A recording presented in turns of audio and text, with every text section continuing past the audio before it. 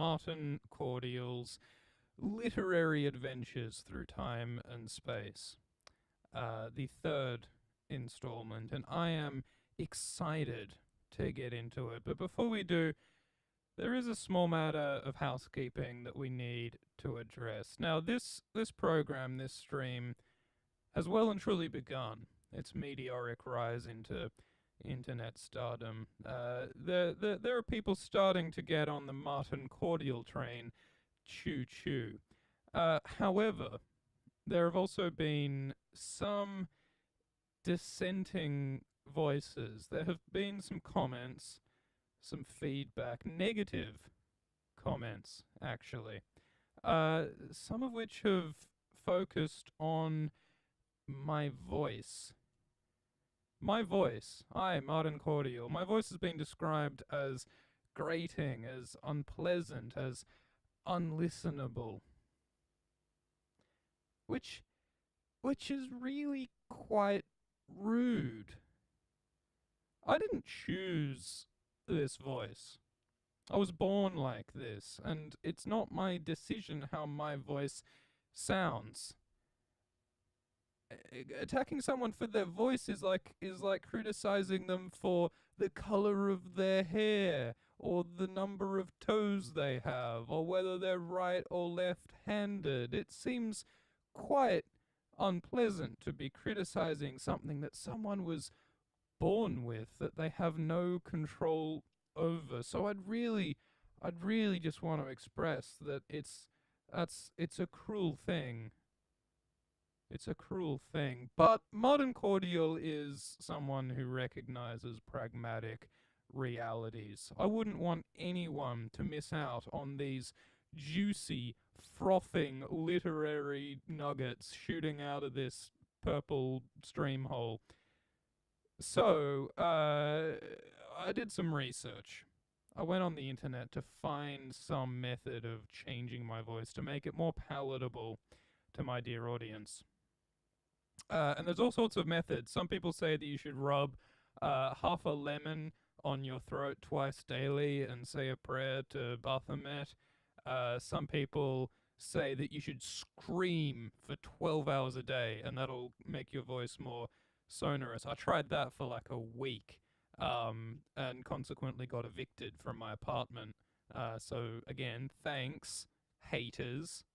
And I went on this whole journey, this whole spiritual journey, to try to see if I could change and improve my voice to make it more palatable. It was a difficult journey, but I think I finally found an answer, and one that didn't require any kind of satanic blood sacrifice or shouting. I've bought a box. I don't really understand electronics personally. I don't know how the internet works.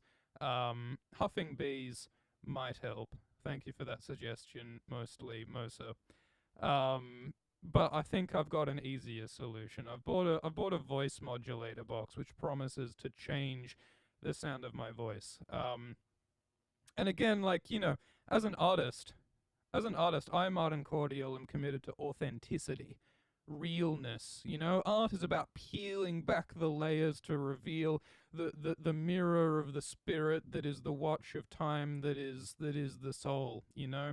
And it seems wrong to distort my voice to make it more palatable, but I guess sometimes art is about changing the ways things are expressed, reframing truths, you know, to make them understandable to the audience. So that's what we're doing here with this voice modulation. So I'm going to turn it on. I'm going to turn on the modulator, and I'm going to try to change it to make it more palatable.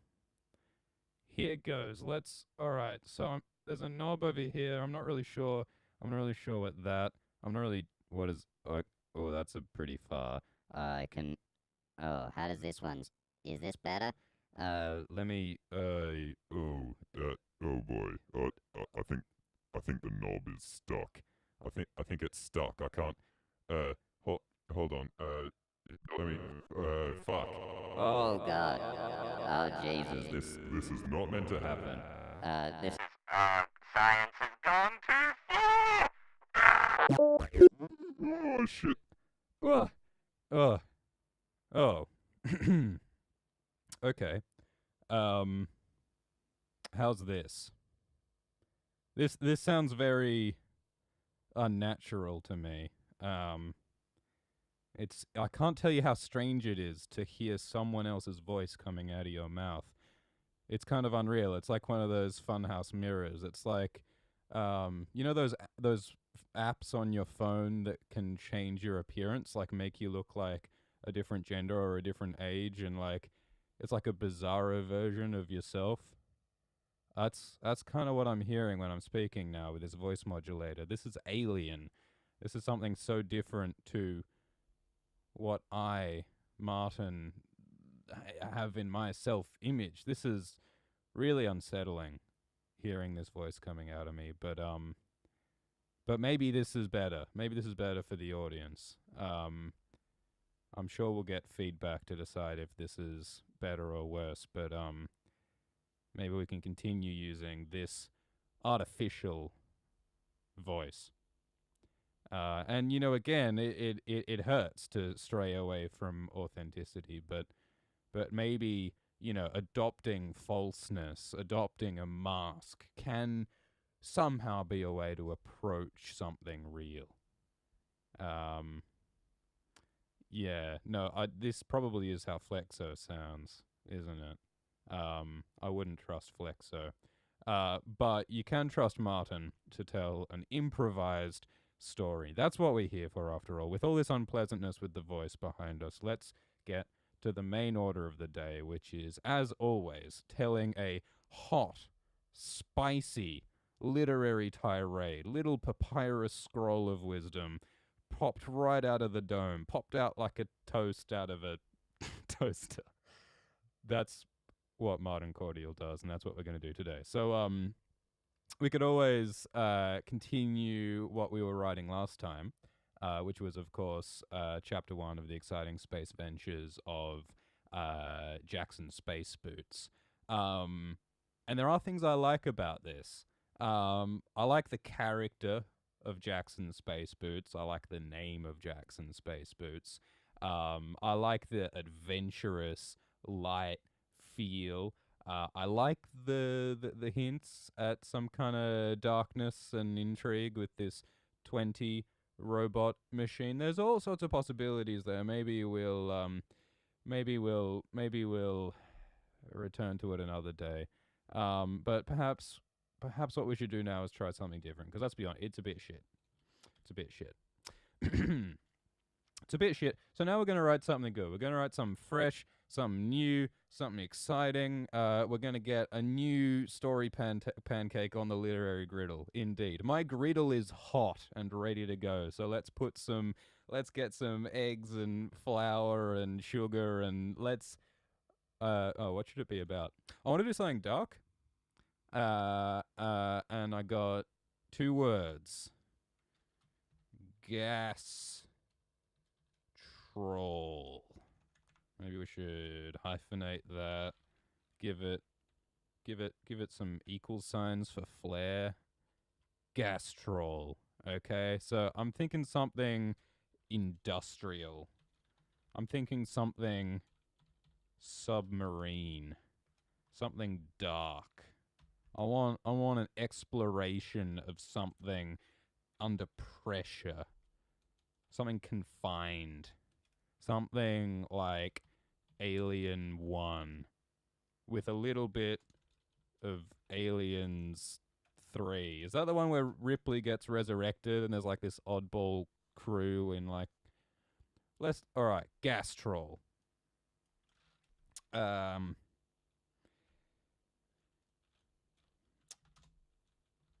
The engine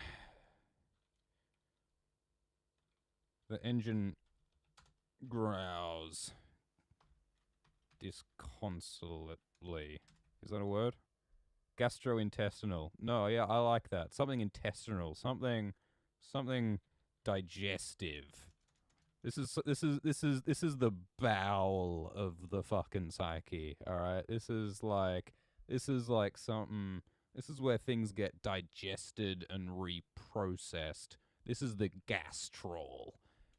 And the engine is What exactly is the definition of disconsolate? Let's make sure we know what the words are that we're saying. Unhappy and unable to be comforted. Yeah, no, that's what we're going for. So the engine growls disconsolately as it powers through the darkness. I don't know, that's a bit generic, isn't it? It needs a bit more flavor. It needs a bit more flair. The engine growls disconsolately as it powers through the darkness. Ancient steel groans. Rivulets of grey water run down girder beams. That's not a word. We can make that a word. The engine growls disconsolately as it powers.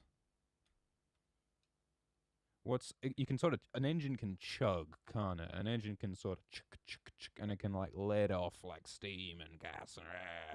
The engine growls disconsolately as it powers through the darkness. Ancient steel groans, rivulets of grey water run down girder beams. We need a character. Yura.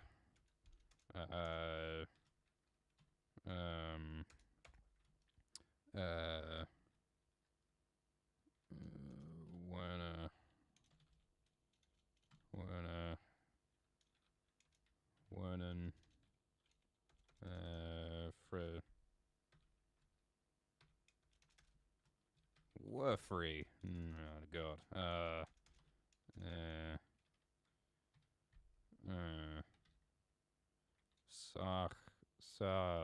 Sachi.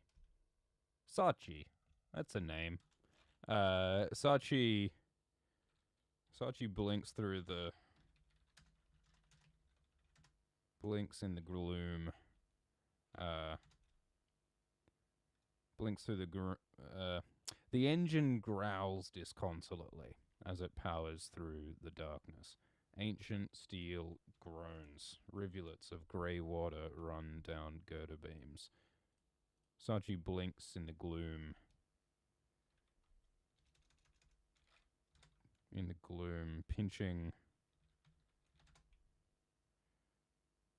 Pinching their nose at the smoggy air. How do you describe air that's like that's too humid and oppressive at the oppressive fog? That's too dramatic for smog. We'll just say smoggy air for now. But I want something to indicate that this really feels like in some kind of industrial intestine. That's what we're sort of going for.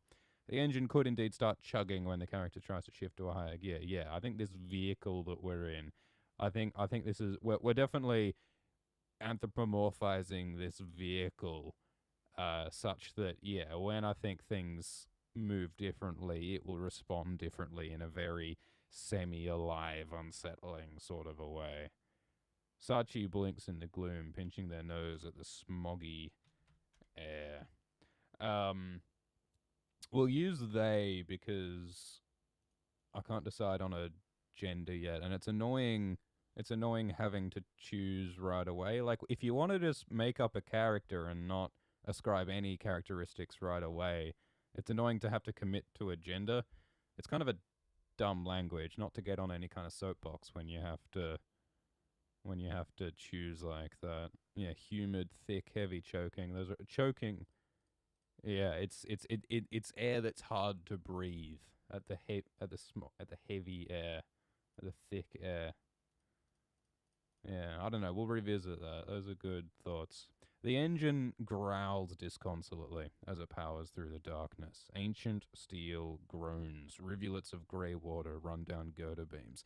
Sachi blinks in the gloom, pinching their nose at the smoggy air.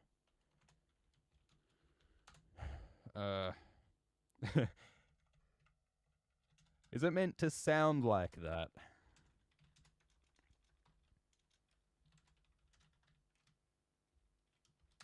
Sachi asks.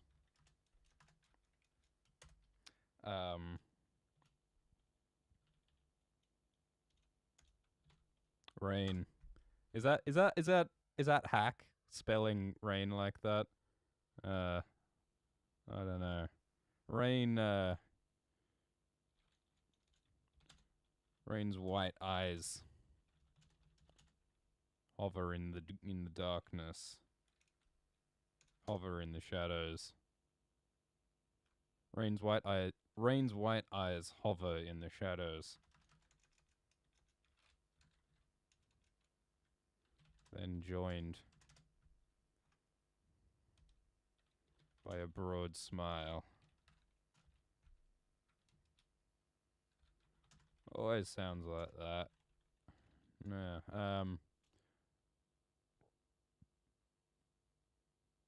Alien gender. Yeah, maybe Sachi's some wacky gender. I feel like Sachi's probably like at least mostly human. I feel like Sachi's like probably like a relatable protagonist sort of a character. I think Sachi's a newcomer to the Gas-Trawl, whereas Rain, this guy Rain is like a veteran. He's been here for a while. I think he's a bloke.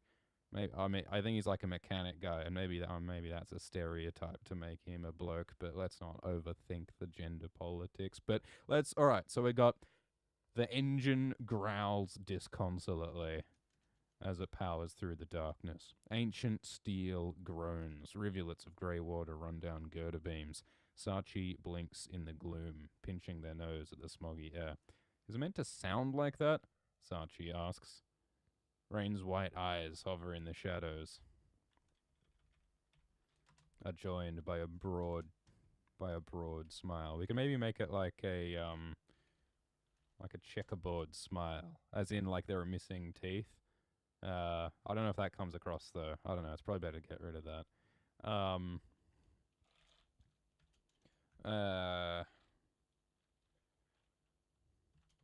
Never sounds good.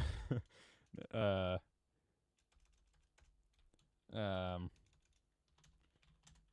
noise means she's working. When she's silent, then there's trouble.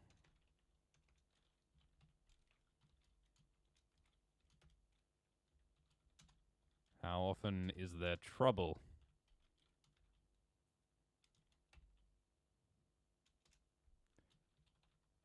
Rain just laughs. And gets back to the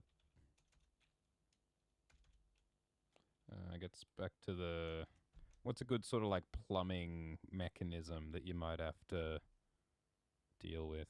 And yeah, all right, we could have some genderless plant aliens. But I don't know. Well, maybe we can encounter some plant aliens. I feel like it's fun when you start with something familiar and then encounter something really wacky. And I think we'll have plenty of opportunity to encounter something wacky later. I think for now we're working with mostly humans for now. The engine growls disconsolately as it powers through the darkness. Ancient steel groans. Rivulets of grey water run down girder beams. Sachi blinks in the gloom, pinching their nose at the smoggy air. Is it meant to sound like that? Sachi asks. Rain's white eyes hover in the shadows, joined by a broad checkerboard smile. The noise means she's working. When she's silent, then there's trouble, he says. How often is there trouble?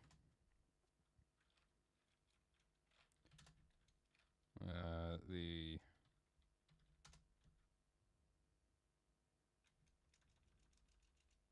Rain just laughs and gets back to the boilerplate he's fixing. So we're definitely introducing the like right away we're introducing the idea of something could go wrong. I think there's a better way we can do this though. We need to expound more on where we are and what the context is. The engine growls disconsolately as it powers through the darkness. Ancient steel groans. Rivulets of grey water run down girder beams. Sachi blinks in the gloom, pinching their nose at the smoggy air. Is it meant to sound like that? Sachi asks.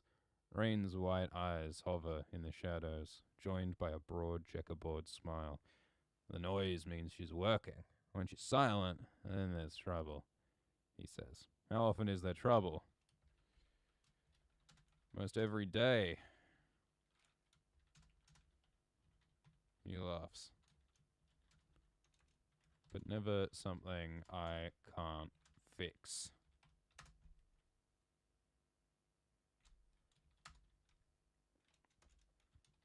I was born here.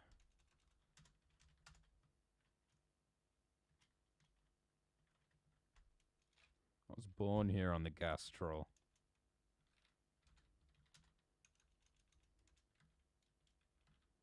Just near where you're standing. In fact. I know it better.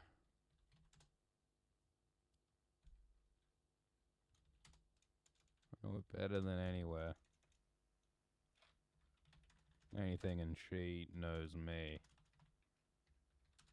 She'll treat me right. if we want to talk about bloody gender politics, the personification of like sea vessels as women is another whole thing, isn't it? Rain gets back to adjusting the coolant hosing. Shit, I like that. Coolant hosing. That's exactly what we need. I like a boiler. I feel like there are definitely boilers here. Gets back to his spool of coolant hose.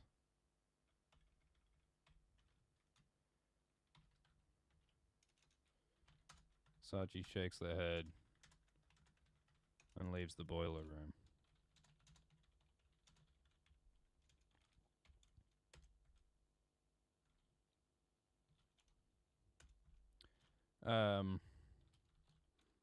See, I don't know how much longer we can get away with the their pronoun, because it just sounds increasingly gross the more you use it, I think.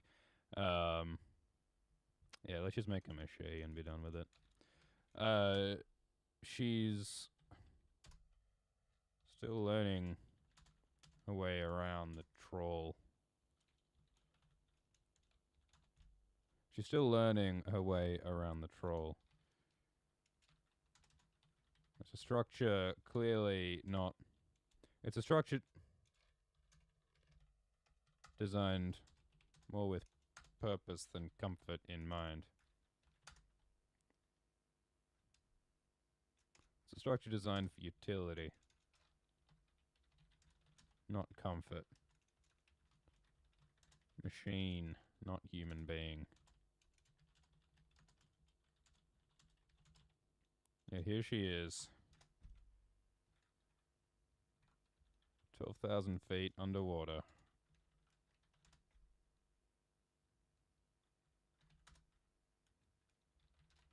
With only the gas, with only the troll.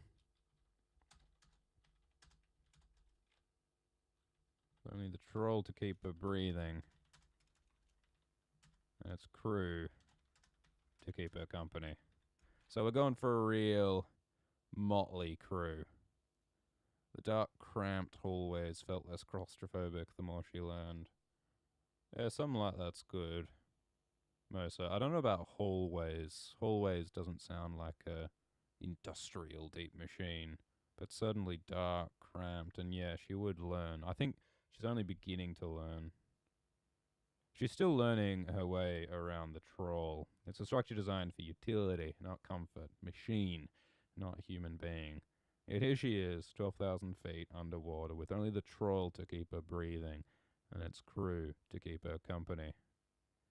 Yeah, passages. Passages makes more sense, I reckon, yeah. The engine growls disconsolately as it powers through the darkness. Ancient steel groans. Rivulets of grey water run down girder beams. Sachi blinks in the gloom, pinching their nose at the smoggy air. Is it meant to sound like that? Sachi asks. Rain's white eyes hover in the shadows, joined by a broad checkerboard smile. The noise means she's working. When she's silent, then there's trouble, he says. How often is there trouble? Most every day, he laughs. But never something I can't fix. I was born here on the Gas-Trawl, just near where you're standing, in fact.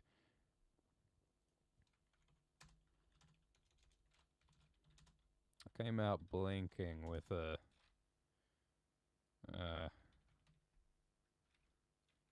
rivet wrench in hand.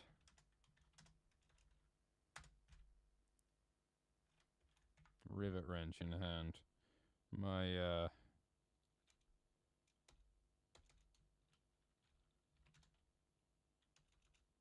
rivet wrench in hand. My I'm trying to think of like the trappings of like infancy and growing up that we can like put in the context of the Gas-Trawl. I came out blinking with a rivet wrench in hand. There's a boiler room. There's my nursery. The engine. My mother. Something like that. Something better than that shit. I was born here on the Gas-Trawl, just near where you're standing, in fact. I came out blinking with a rivet wrench in hand.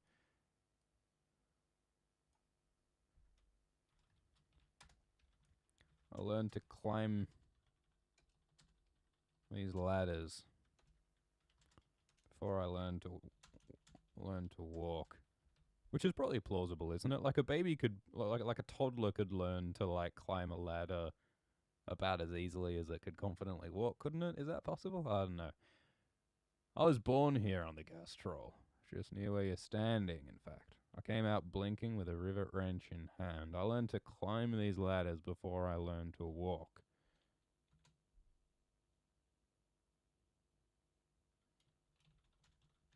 These engines are better than my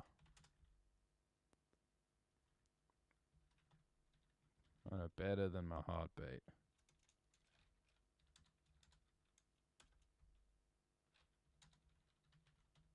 These engines I know better than my heartbeat. I've always looked after Troll.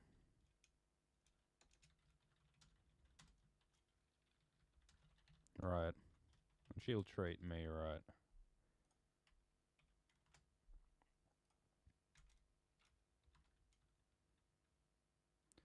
So don't you worry.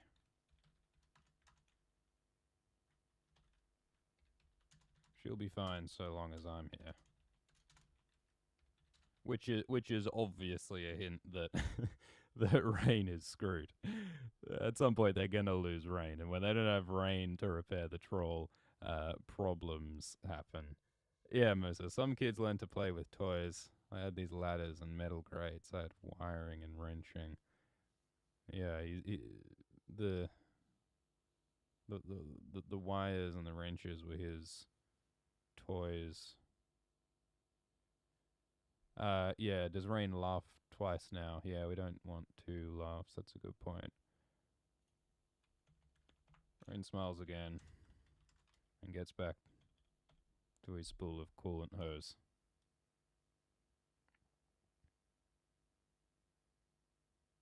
Yeah, that's good enough for now. Is it meant to sound like that? Sachi asks. Rain's white eyes hover in the shadows, joined by a broad checkerboard smile. The noise means she's working. When she's silent, then there's trouble, he says. How often is there trouble? Most every day, he laughs.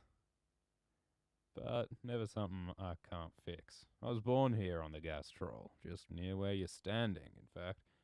I came out blinking with a rivet wrench in hand. I learned to climb these ladders before I learned to walk. These engines I know better than my heartbeat. I've always treated old Troll right, and she'll treat me right, so don't you worry. She'll be fine, as long as I'm here. Rain smiles again. and gets back to his spool of coolant hose. Sachi gets back to gets back to hammering at. You can't really hammer at a spool of coolant hose. There's something you can hammer at. Gets back to hammer. Just gets back to hammering. The coolant hose is good, but he gets back to hammering. Sachi shakes her head and leaves the boiler room. She's still learning her way around the troll. It's a structure designed for utility, not comfort. Machine, not human being.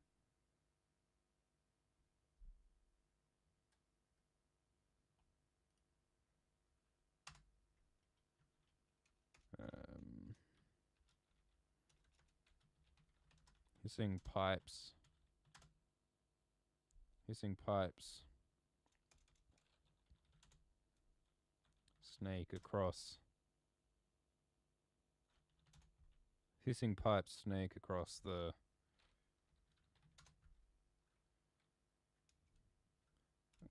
metal walkways.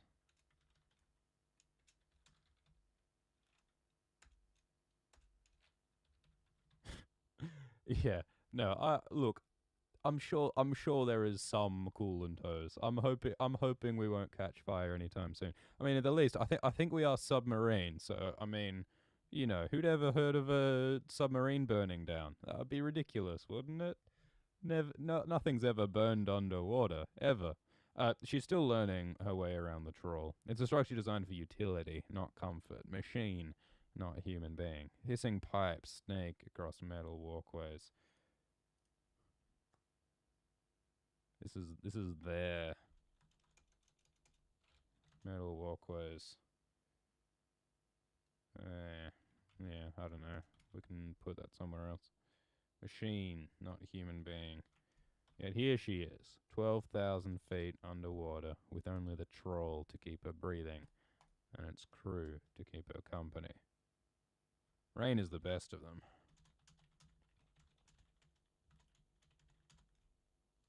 And the, what's a better term for captain? What's a more interesting name for whoever runs? Or maybe Rain can be the captain. Officer, engineering officer. It shouldn't be something military sounding. What's the term for like someone who runs like a storeroom or is like in charge of like requisitions or like a quartermaster or something?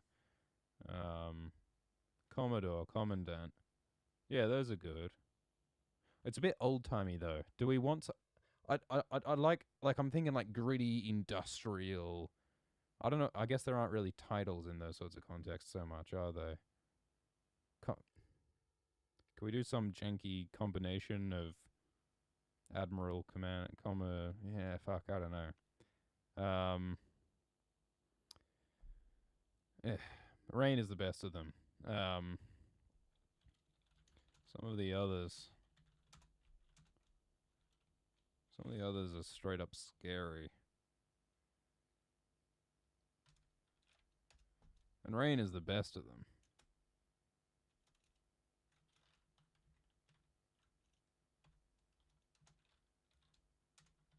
Sachi is still recovering.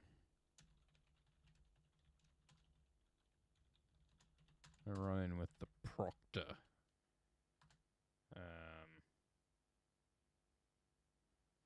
With the Proctor.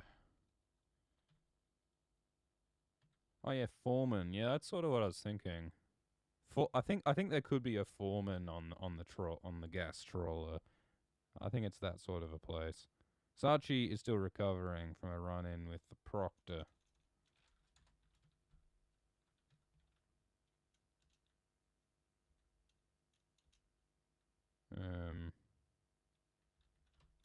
Trelord. That's a shit name.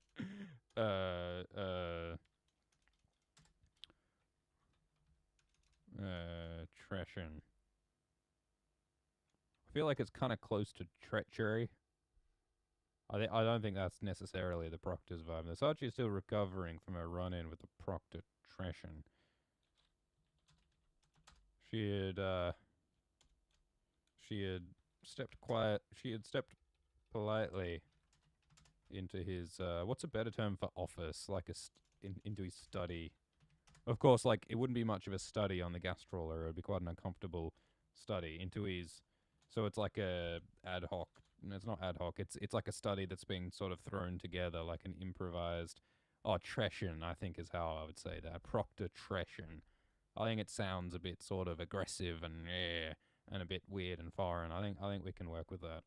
Treshon. Although actually no, we're sort of just stealing the ch from Sashi, aren't we? Yeah, cabin. It should be a cabin, but he's using it as a study. It's a cabin come study, although it sounds bad in that context to say that. She had said politely enough into his cabin whilst he scribbled intently at some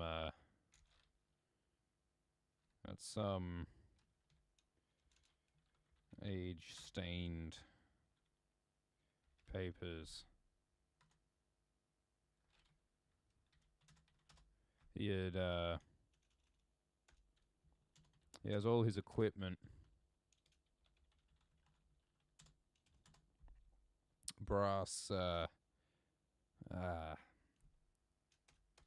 his equipment, lenses, brass stands,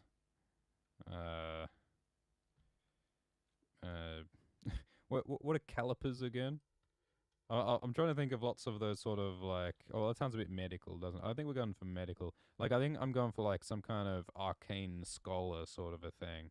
Are calipers something that he would use? Yeah, I think so. Yeah, compasses, calipers, perched precariously.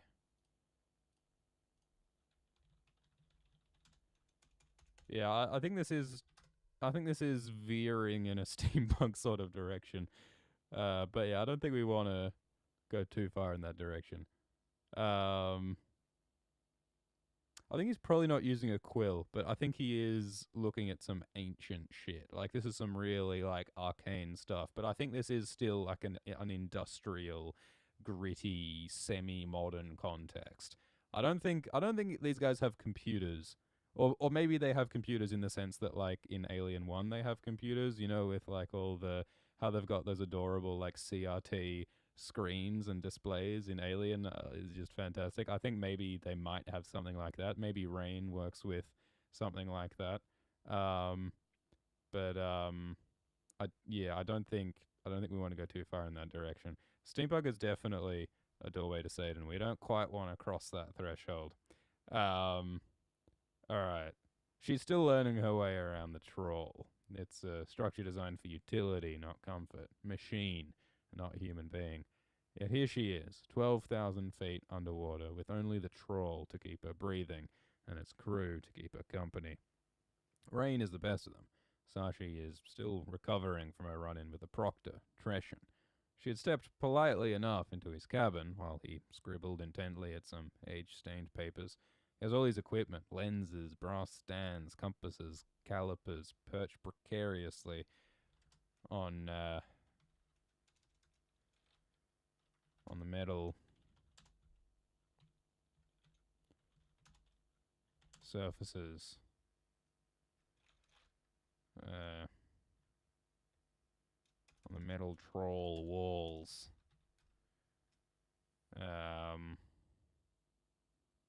Perched precariously on the metal trawl walls. Papers strung up.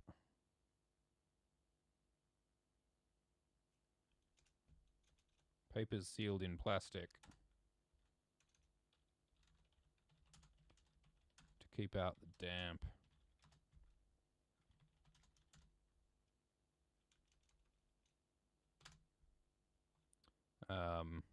So I think she like walks in and Oh yeah, steel is kind of better. Yeah, steel troll walls. It'd be better though to somehow find a way to describe the irregularity of the surfaces. Like this isn't a neat box. This is, there's fucking pipes running out. There's like weird shelfy, surfacey bits jutting out, and I think those are all the irregular surfaces that he's got his equipment sitting on. I don't know the best way to describe that. Firefly. Really need to fucking watch Firefly. Everyone says it's amazing. Yeah, a laptop would be better. I don't think Treshon has access to a laptop. Or like if there are laptops in this, it's like one of those super old school laptops that's like heavier than a desktop. She's still learning. All right, so she had stepped politely enough into his cabin whilst he scribbled intently at some age-stained papers. He had all his equipment: lenses, brass stands, compasses, calipers, perched precariously on the steel troll walls. Papers sealed in plastic to keep out the damp. She had been peering at some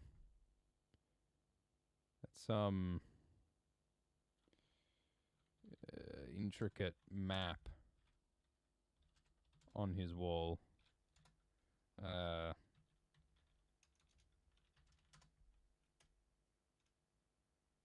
She had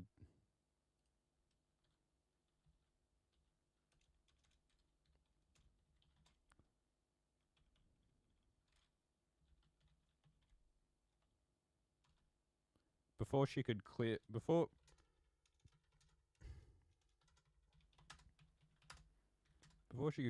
her throat to say hello. That's not how you spell hello. Before she could clear her throat to say hello,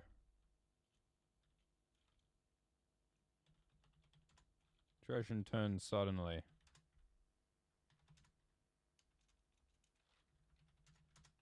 Caught her glancing at an intricate map on his wall.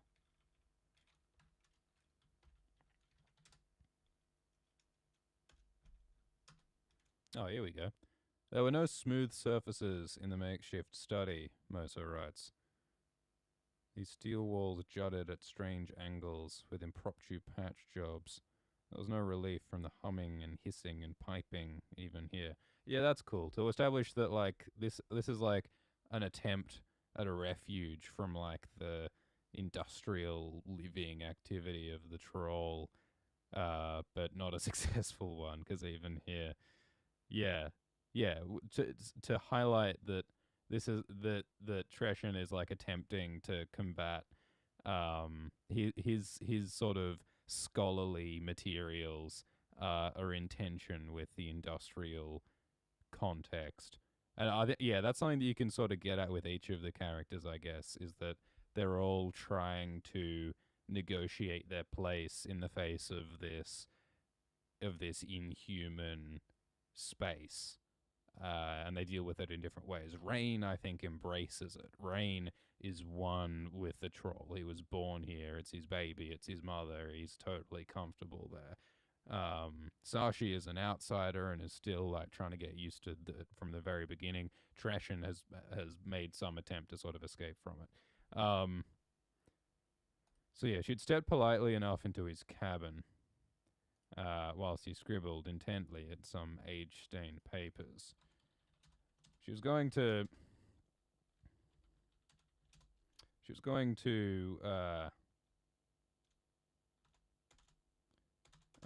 so she's like about to like clear her throat to say hello, but she's like distracted by her surrounds, and she can only look at her surrounds and see like all this crazy stuff that Treshon has set up here. How do we say that? She had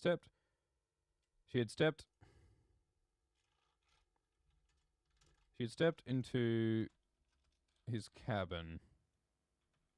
She had stepped into his cabin whilst he scribbled intently at some age-stained papers. She was going to clear her throat politely But was struck by the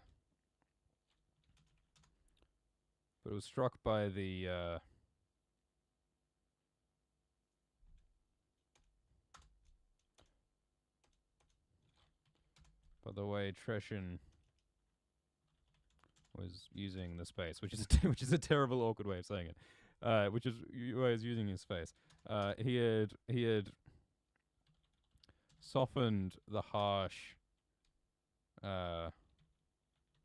irregular steel walls like a nesting bird. He had softened the harsh, the irregular steel walls with his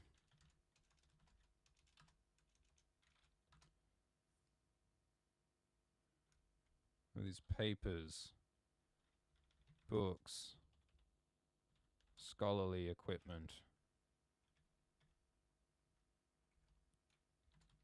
His lenses, brass stands, compasses, calipers perch precariously on humming pipes and junction boxes. Great intricate maps and diagrams hung about, sealed in plastic to keep out the omnipresent damp. Yeah, the patchwork is cool. The patchwork gives it, I think, an even more organic sense. Theo, Caitlin, Kelly M. Theo. The patchwork is cool. And yeah, Rain probably would be doing a bunch of patchwork to get things going, because it is very clear that the Gas-Trawl is a bit unwieldy, falling to pieces, and Rain sort of patches it up as he goes along. I mean, I guess to be anal about it, I don't think the patchwork would be happening so much in these little sort of living quarters sort of spaces. I'm sure there'd be other bits that are all second, third, fourth hand parts. All right, so what do we got? So Sashi is still recovering from a run-in with a Proctor, Treshon. She had stepped into his cabin whilst he scribbled intently at some age-stained papers. She was about to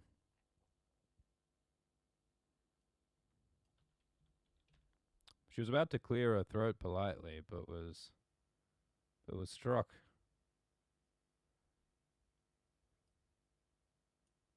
by the space Treshon had built for himself, had made for himself. Inhabit. Using the word inhabit would be good here, but was struck by like a nesting bird, he had softened the irregular steel walls with his papers, books, scholarly equipment, his lenses, brass stands, reading light, compasses, calipers, all perched precariously on humming pipes and junction boxes. Great intricate maps and diagrams were hung about, sealed in plastic to keep out the omnipresent damp.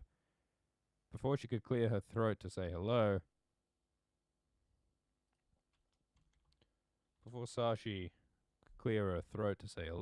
Treshon turned suddenly.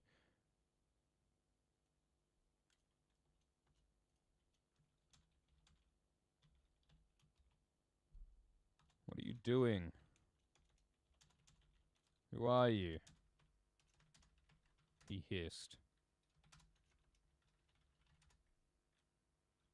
embracing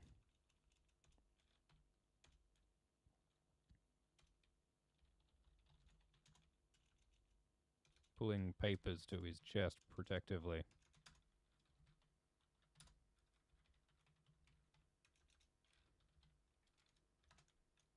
What are you doing? Who are you? He hissed, pulling papers to his chest protectively.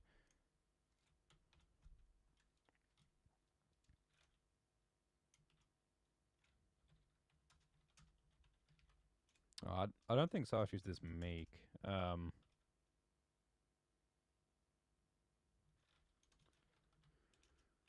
Sashi took a step back.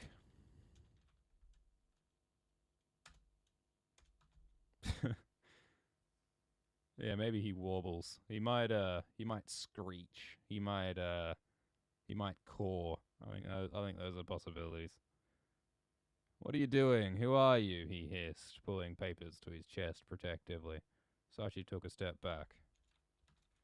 All right. Okay. What's a good word for what's a good word for like intern or like a recruit or novice in this like industrial context? I think Sashi is like a fill-in. She's like a substitute for someone else who was sick or something. Like she's come in at the last moment to fill a role, to do a job. Sashi is she's a temp. She's a submarine temp. I'm took a step back. Sashi.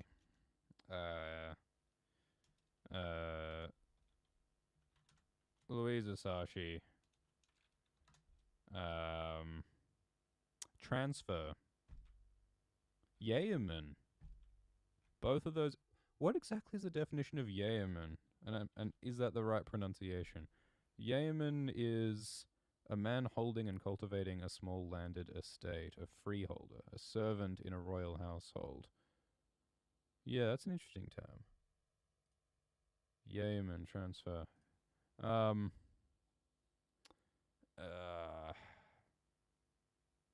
Sashi, Louisa, Sashi, Louisa Sashi.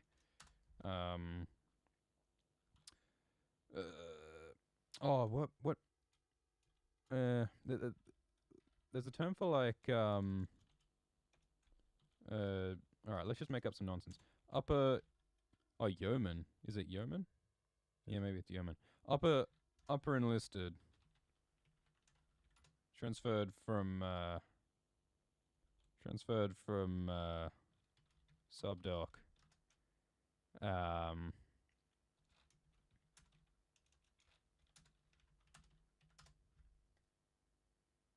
Here to replace the whose shoes is Sashi filling? I'm assuming something bad happened to them. I'm not sure what. And I'm sure Sachi doesn't know the details of what happened to her predecessor. And I think the other thing that's important is that Sashi... Oh, subtech. That's cool. Enlisted... subtech enlisted. It's kind of weird phrasing maybe, but subtech enlisted. Transferred from subdoc.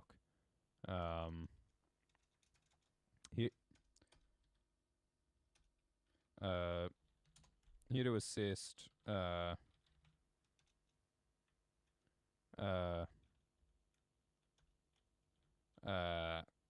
engine hand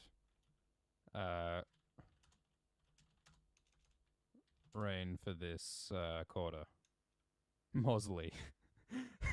Are we gonna call them Mosley? Is that gonna be the name of Sashi's predecessor? Mosley would work as a nickname. I reckon Mosley would be the name that Rain gave as a nickname. So like maybe their name was like Mosulman or Muhammad or Mustafa, and Rain's like, yeah mate, you're Mosley, mate. But something fucking awful happened to Mosley, and that's why Sashi's stepping in. I reckon we can Mosley. We can keep that. Alright. Before Sashi could clear her throat to say hello, Treshon turned suddenly. What are you doing? Who are you? He hissed, pulling papers to his chest protectively. Sashi took a step back. Sashi. Louisa Sashi. Subtech enlisted, transferred from subdoc. Here to assist engine hand Rain for this quarter.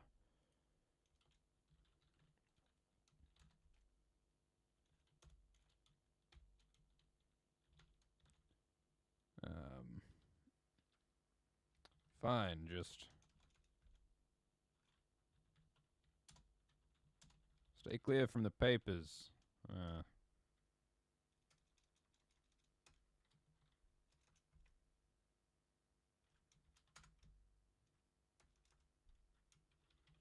You have no business here.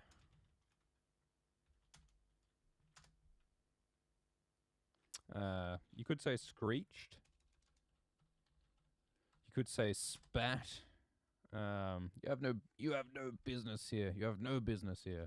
It's like dismissive.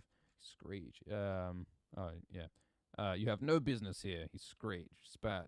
Dismissive. It's almost venomous. I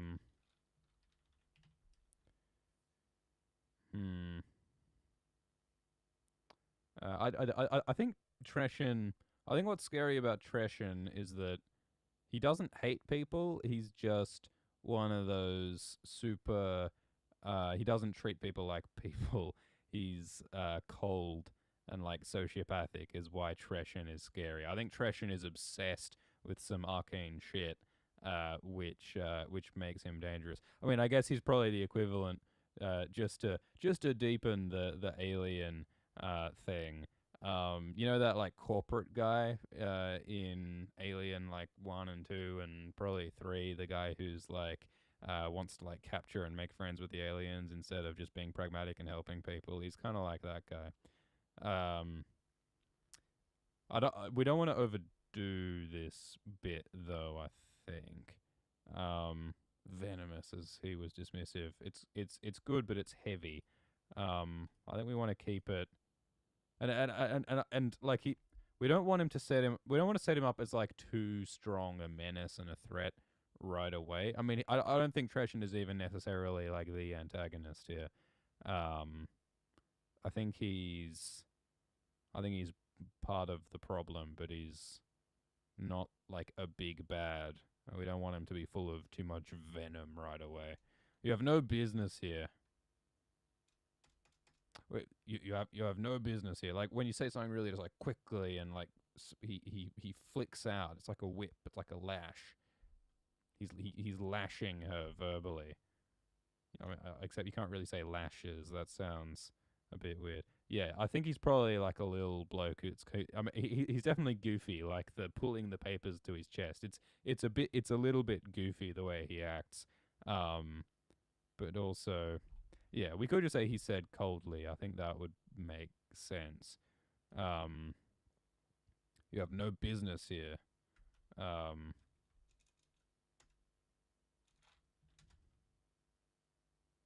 You have no business here. He said, eyes cold. What are we doing with tense? We're going from present.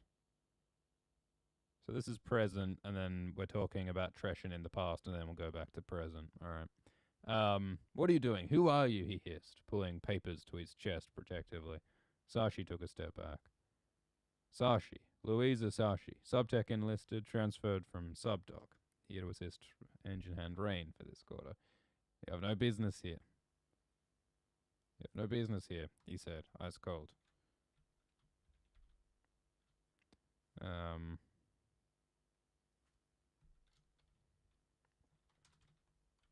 Leave me.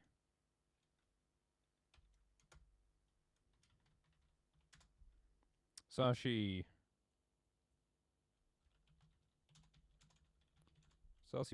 paused for a moment.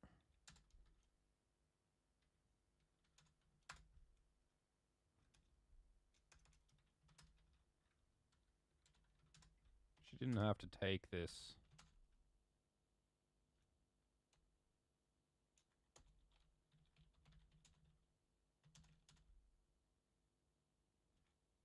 I think I want to get across that like Treshon is not, I think, in any kind of official capacity. Like I think Sashi is used to hierarchy to a certain extent. Like, you know, she invokes, you know, Louisa Sashi, Subtech enlisted. Like her status and her role in the hierarchy is part of is part of her identity. It's what she uses to get shit done. And I think she's aware that Treshon is not her superior, and Treshon doesn't have the right to tell Sashi to fuck off. And so I think Sashi could be saying that she could have like pushed it with Treshon and like confronted him and told, no, you fuck off.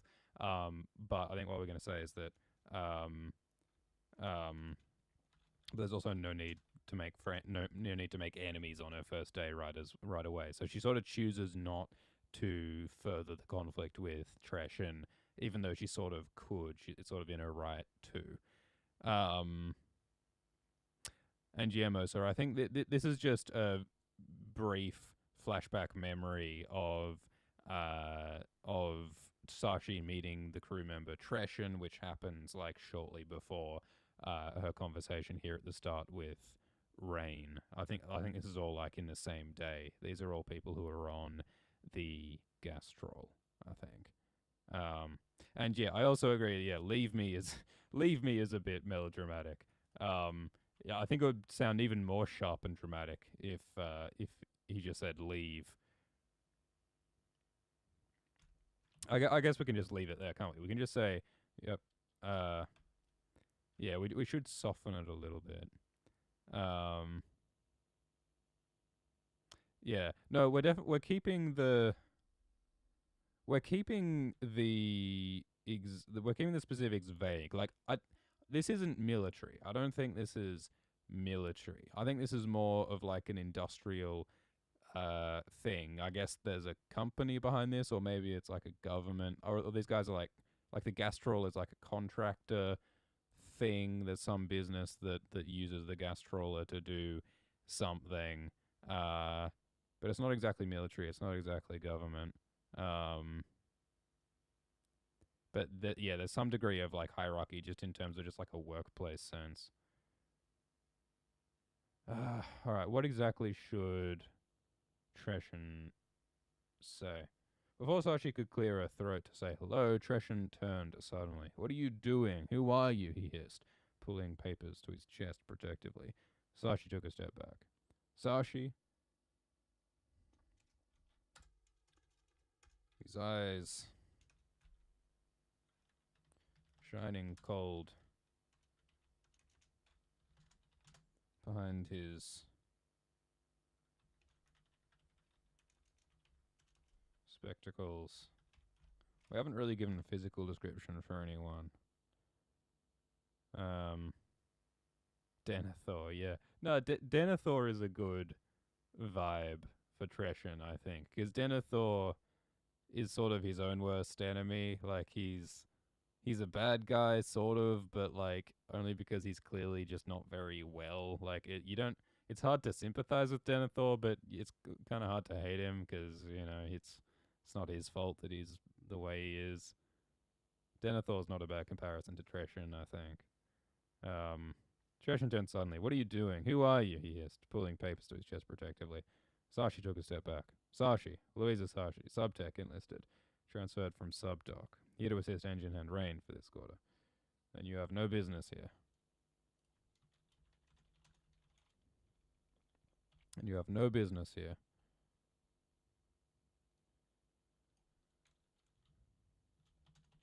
His eyes shined. Shone?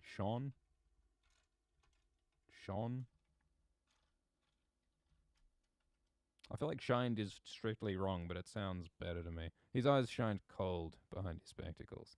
And yeah, like we could definitely go like the steampunk goggle thing.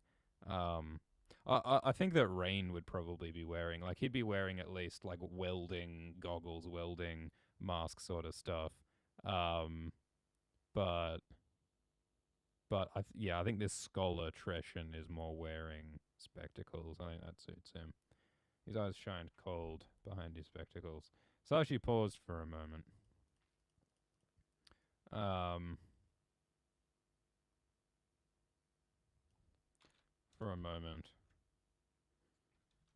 Was tempted to push him.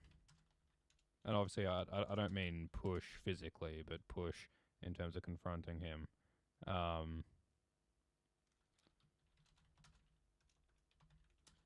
She didn't know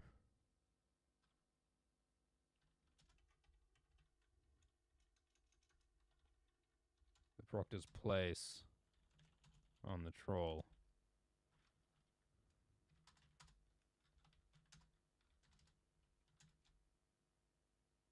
Yeah, it's a good point. That's a good point, Kelly. That shine is warm and cold is not. That's a good point. So maybe you could say something more like beamed or like glowed or like glimmered or gleamed. You can gleam, I think. And gleaming, I don't know, I feel like gleaming has slight undertones of like um seeing little glimmers of things, which I think maybe might fit nicely with Treshon as like an academic and a scholar and an observer of secrets. I think he is something like that. So gleamed, I think, suits. She'd worked on a few smaller trawlers.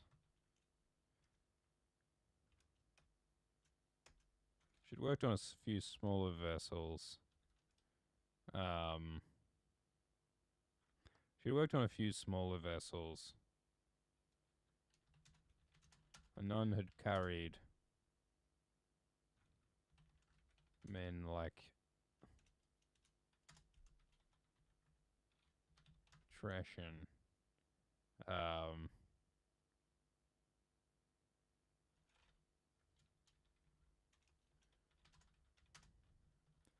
Anyone who wasn't working was dead weight.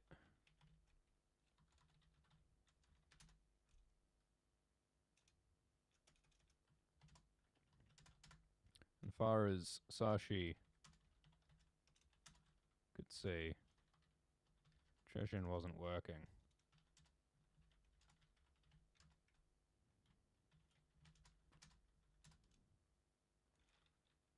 Maybe he was funding? Rain hadn't seemed to want to talk about it.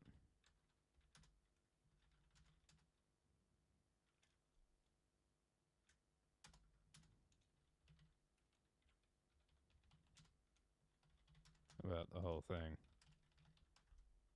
So I don't think there's anyone here on the trawl who is being totally open and honest with her.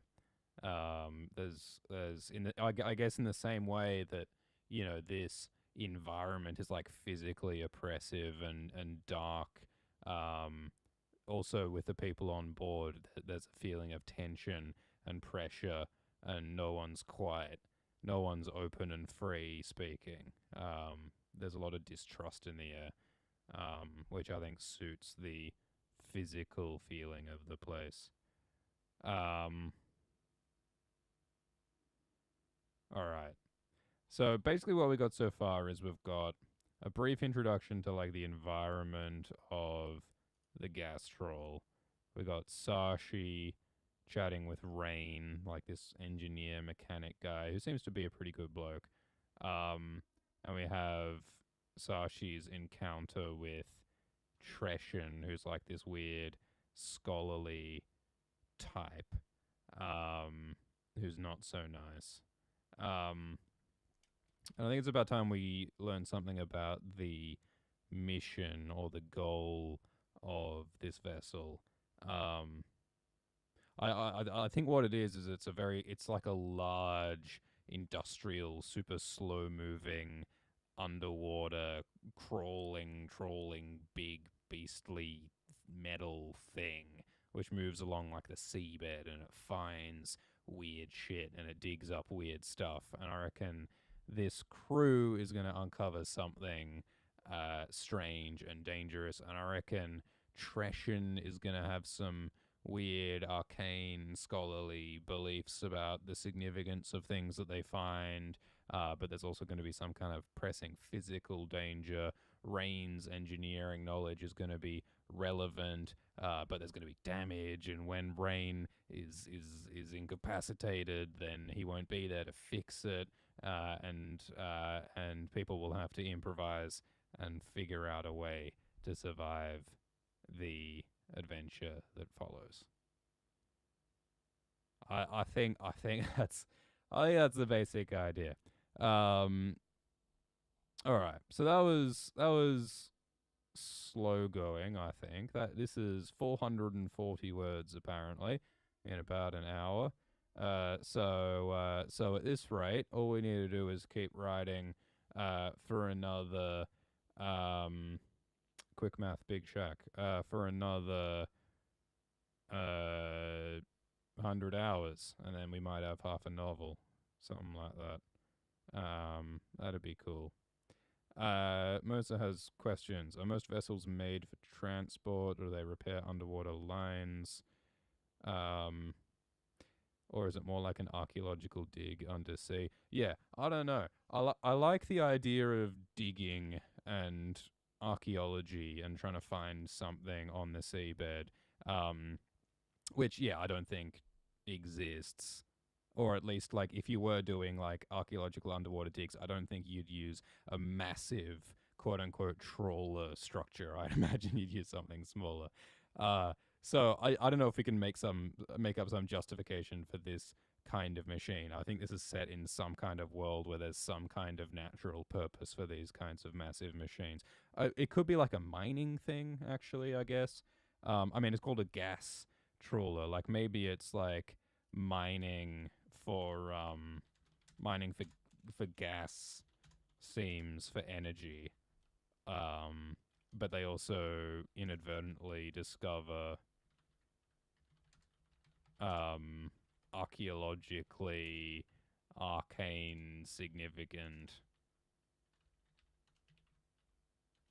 exotic, alien, weird shit. I think. How do you spell inadvertently? Oh, it's E, isn't it? Yeah. Well, yeah, that's another good point, Mosa. That probably, yeah, if you do have like a giant structure, you probably would have little mini submarines that can fit a couple of people that you can go out and sort of recon and go interact with stuff, and then come back to the main thing. And that also makes sense as a way to separate our characters. So maybe people go off on a small vessel and lose contact with the rest of everyone else, or something like that. I've got a feeling that the gas trawler isn't going to survive this trip. I think the trawler's going to end up sunk at the bottom of the sea, and I think Captain Rain will go down with his ship.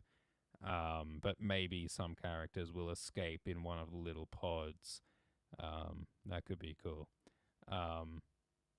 Yeah, mapping is a good idea, Kelly.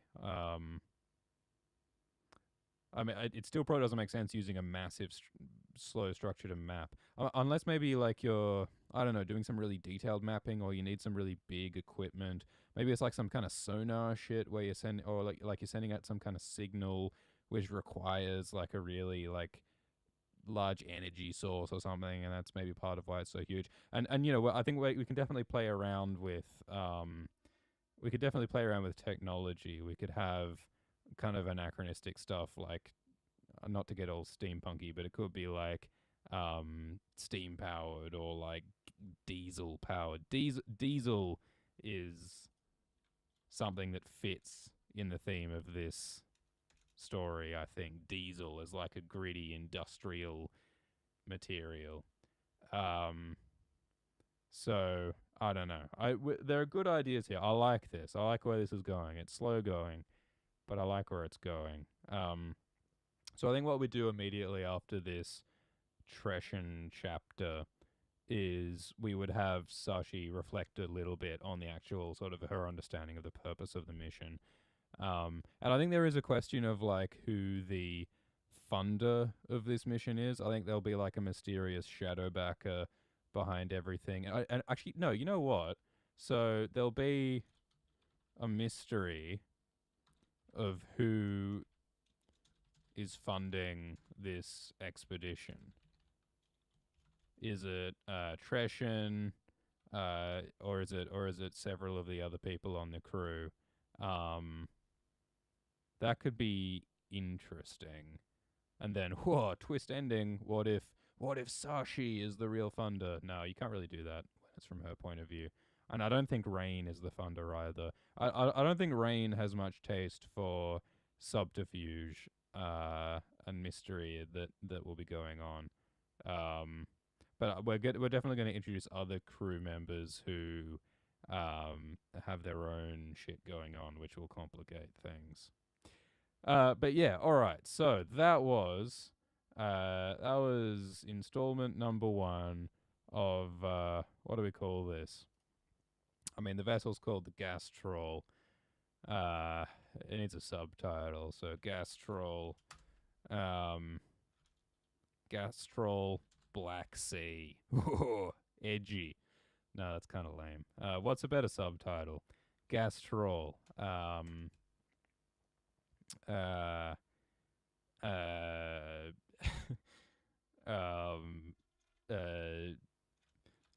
The word damp comes to mind, but that's not really very helpful. Gas-Trawl, 12,000 feet. That's kind of cool. Because I think the idea is that they're 12,000 feet deep. Although, is that a ridiculous number? How deep is, what is it, the Mariana Trench? How deep is that in feet? It is located... Oh, so it's 2,550 kilometers deep. What is that in metric? 36,000 feet. All right, okay. 36,000 is pretty fucking deep. But I think 12,000 sounds good, and also, like, it's, you know, it's fine for this not to be super, super deep. I think 12,000 feet works. Gas-Trawl, 12,000 feet. Actually, no, you know what you could do, if you want to be cool about it? You could say... you could have, at the beginning of each chapter, it just says Gas-Trawl and then how deep they are at that moment. And so as the novel progresses, maybe it goes deeper each time. So maybe they're like drilling down into the seabed or something. That would be cool. Although I don't think we really necessarily want to do that, because I still want to be able to move across through the seabed, like across through the dark water is cool. Maybe they can find some kind of underground reservoir.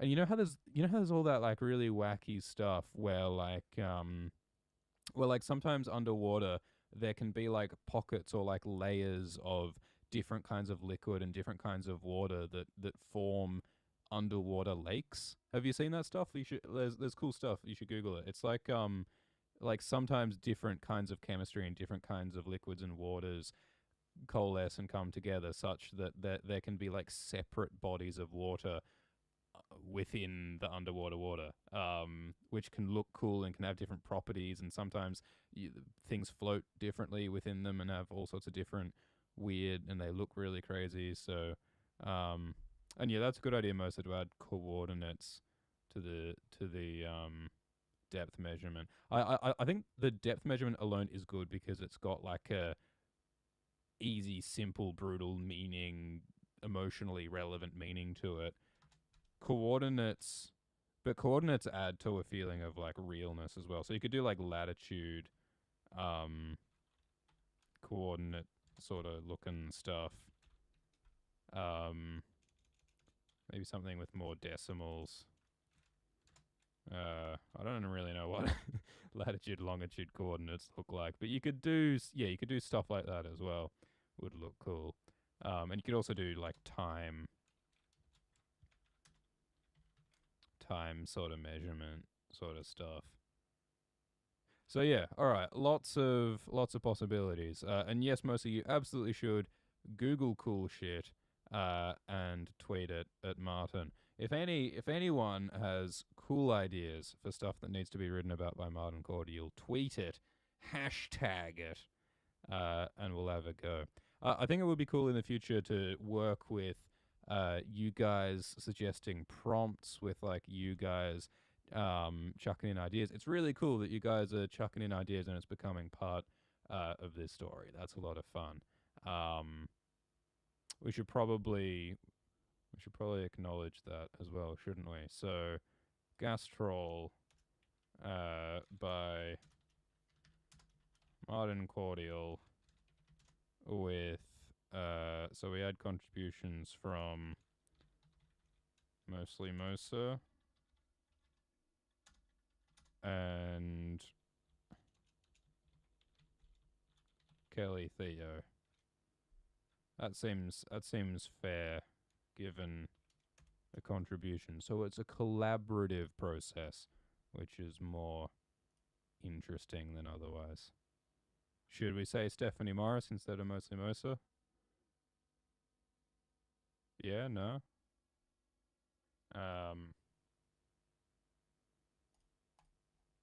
Well, I think that's good in any case.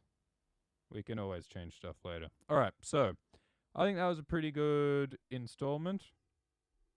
Yeah, let's just say Stephen Kelly. Is that good? We'll leave it like that for now.